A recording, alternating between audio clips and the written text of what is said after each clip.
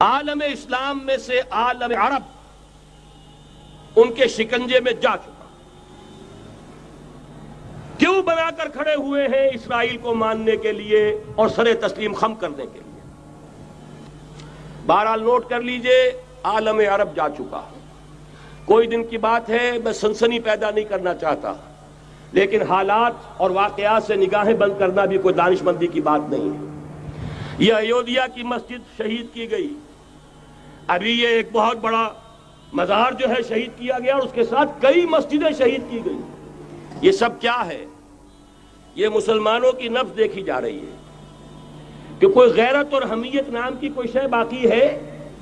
جیسے علامہ اقبال نے وہ نظم لکھی تھی، عبدالقادر روہیلا بڑا ظالم جفاجو کینہ پرور تھا، لیکن یہ کہ اس نے جو ایک ٹیسٹ لیا تھا کہ وہ جو عورتیں ہیں تیموری خاندان کی، ان میں کوئی رمق رہ گئی ہے؟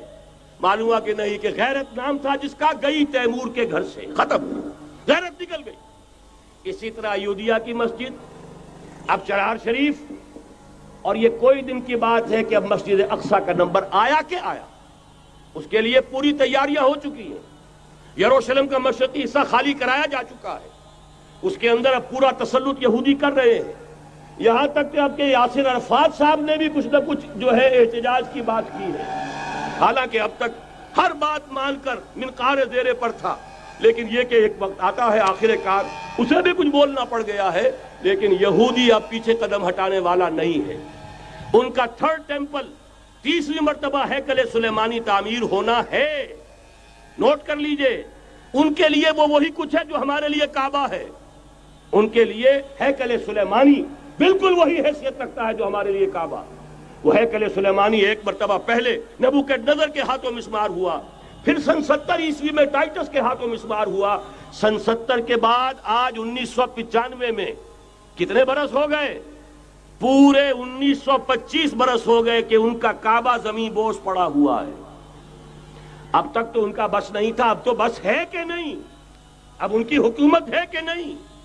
اب شاہ حسن ہو چاہے شاہ حسین، ان کے نوکر اور چاکر ہیں یا نہیں؟ اب انہیں ڈر کس کا ہے؟ لہذا کوئی دن کی بات ہے، مسجد اقصی شہید ہوگی اور ٹیمپل کی تعمیر شروع ہوگی۔ یہ تو بہرحال ایک نقشہ ہے۔ اگلا نقشہ آپ کو بتانا چاہتا ہوں، ایک دوسری تصویر ہے۔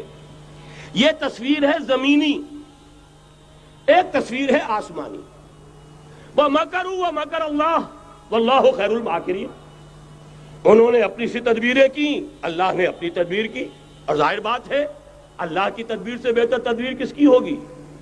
چنانچہ یہودیوں کی سازشیں اس وقت بھی ناکام ہوئی تھی یا نہیں؟ ظاہر بات ہے جاء الحق وزهق الباطل ان الباطل کان زہوقا۔